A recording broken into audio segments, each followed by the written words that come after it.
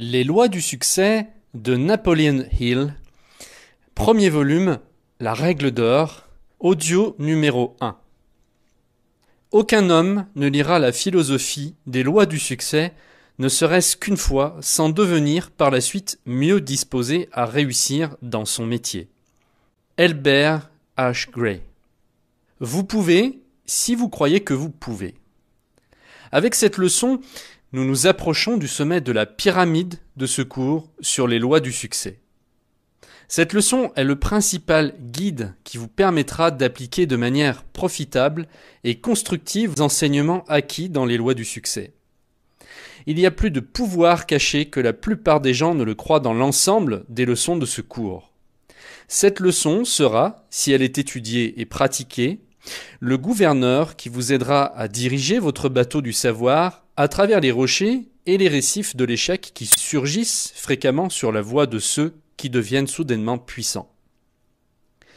Durant plus de 25 ans, j'ai observé le comportement des gens puissants, et j'en conclus que celui qui l'est devenu autrement que par le processus lent et progressif risque constamment de s'autodétruire et de détruire tous ceux qui l'influencent.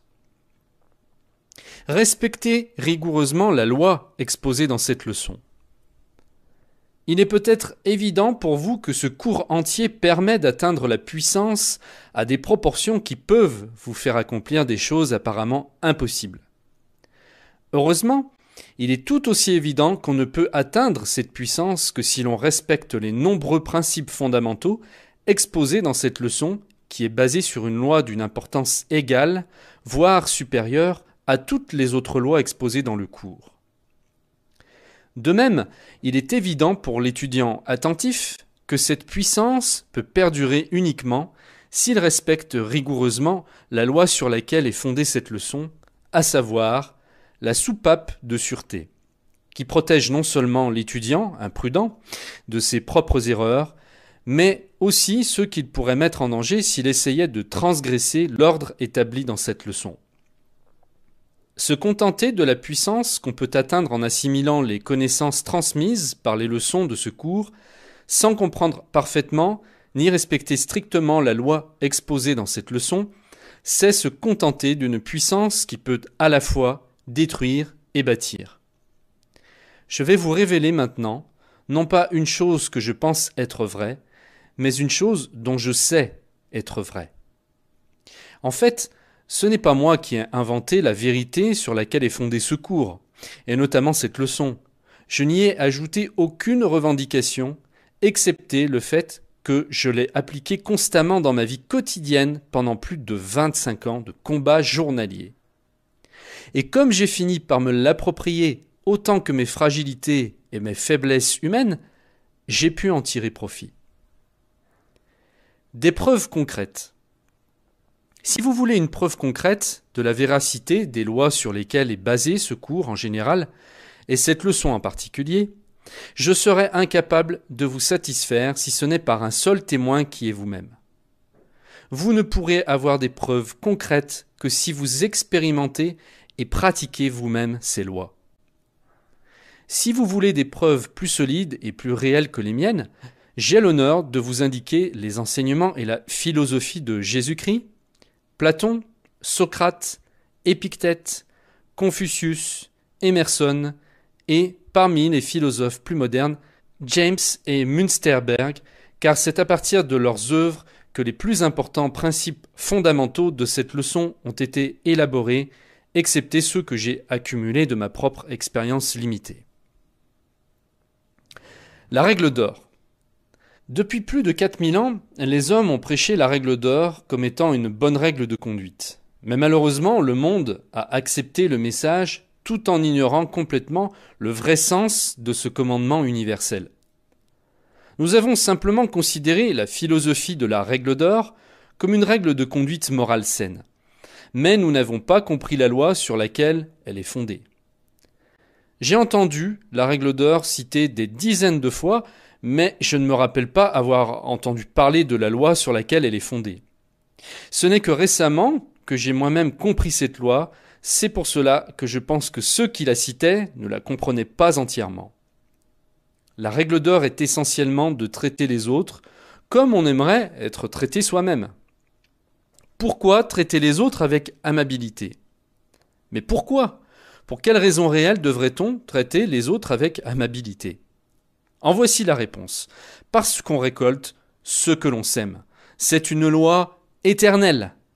Lorsque vous choisissez la règle de conduite à laquelle vous conformez dans vos échanges avec les autres, vous serez sans doute juste et honnête si vous savez qu'en fonction de votre choix, vous déclenchez un pouvoir qui suivra son cours pour le bonheur ou le malheur des autres et qui, en retour, selon sa nature, vous aide ou vous paralyse. Ce que l'homme sème, il le récoltera. Vous avez, bien sûr, le droit de traiter les autres injustement, mais si vous comprenez la loi sur laquelle la règle d'or est fondée, vous devez aussi savoir que vos injustices se retourneront contre vous. Si vous avez bien compris les principes décrits dans la leçon sur la pensée précise, vous comprendrez assez facilement la loi sur laquelle la règle d'or est fondée. Vous ne pouvez ni changer ni déformer le cours de cette loi, mais vous pouvez vous adapter à sa nature et ainsi l'utiliser comme une force irrésistible qui vous mènera au succès que vous n'auriez jamais atteint sans son aide. Pensez des autres comme vous voudriez qu'ils pensent de vous. Cette loi ne se limite pas seulement à vous faire subir les conséquences de vos actes injustes et rudes envers les autres. Elle va encore plus loin, beaucoup plus loin, en vous faisant subir les résultats de chaque pensée que vous émettez. C'est pourquoi il faut non seulement traiter les autres comme vous voudriez qu'ils vous traitent, mais pour profiter pleinement des bénéfices de cette extraordinaire loi universelle, vous devez aussi penser des autres comme vous voudriez qu'ils pensent de vous. La loi sur laquelle est fondée la règle d'or vous affecte, en bien ou en mal, dès le moment où vous émettez une pensée. Le fait que les gens ne l'aient pas bien comprise est presque une tragédie mondiale. Malgré la simplicité de cette loi, tous ces principes sont d'une valeur inestimable pour l'humanité car c'est le moyen par lequel nous devenons maîtres de notre propre destin. Si vous comprenez cette loi, vous comprendrez tout ce que la Bible veut vous révéler, car la Bible présente une série de preuves réelles pour soutenir le fait que l'homme est le créateur de son propre destin et que ses pensées et ses actes sont les outils qu'il lui faut pour réussir. Le grand changement de mentalité. Durant les époques de l'ignorance et de l'intolérance, certains des plus grands penseurs du monde ont payé de leur vie pour avoir osé découvrir cette loi universelle afin que tout le monde puisse la comprendre. Du point de vue de l'histoire de l'humanité, c'est encourageant de voir que les hommes rejettent progressivement le voile de l'ignorance et de l'intolérance. La preuve en est que je suis ici, en sécurité, en train d'écrire des choses qui m'auraient coûté la vie il y a quelques siècles. Tout homme veille à ce que son voisin ne le trompe pas. Mais vient un jour où il commence à veiller à ne pas tromper son voisin. Alors tout va bien. Il a échangé sa charrette du marché pour un char du soleil. Bien que ce cours traite les lois essentielles de l'univers que l'homme est capable d'interpréter, son objectif est néanmoins de montrer comment mettre en pratique concrètement ces lois dans les affaires quotidiennes. Ayant toujours à l'esprit cet objectif de mise en pratique, nous allons maintenant analyser l'effet de la règle d'or à travers l'incident suivant. Le pouvoir de la prière. Non, dit l'avocat, je ne vais pas plaider en votre faveur contre cet homme-là. Vous pouvez demander à un autre avocat de s'occuper de cette affaire, ou vous pouvez retirer votre plainte, c'est comme vous voulez. Vous pensez qu'il n'y a rien à gagner là-dessus ? Vous pourriez probablement gagner quelque chose, mais cet argent proviendrait de la vente de la petite maison où ce monsieur vit actuellement et qu'il appelle chez lui. Mais de toute façon, je ne veux plus me mêler à cette affaire. Vous avez peur, n'est-ce pas ?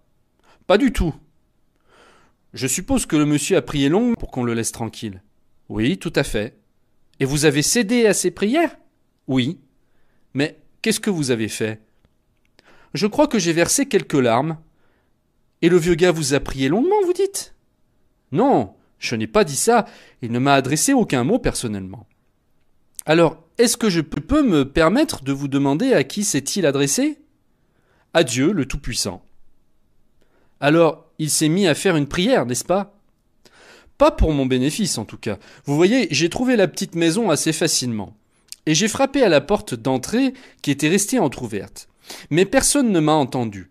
Alors je suis entré dans le petit couloir et j'ai vu, par une porte entrebâillée, une chambre confortable et étendue sur le lit entre des coussins, une vieille dame aux cheveux argentés qui ressemblait à ma mère la dernière fois que je l'ai vue en vie.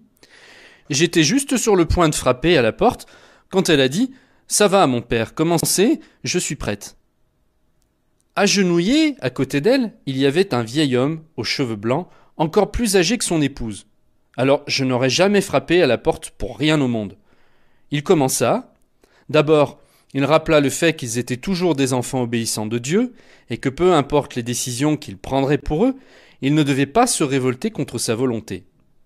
Bien sûr, il serait très dur pour eux de devenir sans-abri à leur âge, surtout pour la pauvre femme qui était très malade et affaiblie.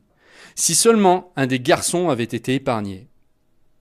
Ensuite, j'entendis la voix cassée du vieil homme et une main blanche sortit de la couverture et se posa doucement au-dessus de ses cheveux enneigés. Puis, il continua de répéter que rien d'autre, à part la perte de sa femme, ne pouvait être aussi douloureux que la perte de leurs 3 fils. Mais il se consolait du fait que Dieu savait très bien que ce n'était pas de leur faute s'ils étaient menacés de quitter leur chère petite maison, ce qui signifiait qu'ils allaient devoir mendier et se loger dans un refuge pour les pauvres, à un endroit qu'il aurait voulu éviter à tout prix si telle était la volonté de Dieu. Puis il cita une multitude de promesses relatives à la sécurité de ceux qui placent leur confiance en Dieu. En fait, ce fut la prière la plus ardente que j'ai jamais entendue. Enfin, il demanda la bénédiction de Dieu pour tous ceux qui étaient sur le point d'exiger la justice. L'avocat continua plus humblement que jamais. Et je crois que je préfère aller moi-même au refuge pour pauvres dès ce soir plutôt que me salir avec ce procès. Vous avez peur d'aller à l'encontre de la prière du vieil homme, hein? Au nom de Dieu, mon cher, nous ne pourrons aller à l'encontre, dit l'avocat. Je vous dis qu'il a laissé l'affaire entre les mains de Dieu. Il a affirmé que nous sommes invités à faire connaître nos désirs à Dieu. Mais de toutes les plaidoiries que j'ai jamais entendues, celle-ci a été la meilleure. Vous savez, dans mon enfance, on m'a appris ce genre de choses. En tout cas, je me demande pourquoi je suis arrivé dans cette maison à ce moment précis pour entendre cette prière. Je l'ignore, mais je préfère renoncer. Ceci est un extrait du cours de Napoleon Hill, Les lois du succès. Pour recevoir l'intégralité de l'ouvrage, cliquez sur le lien qui apparaît en bas de cette vidéo.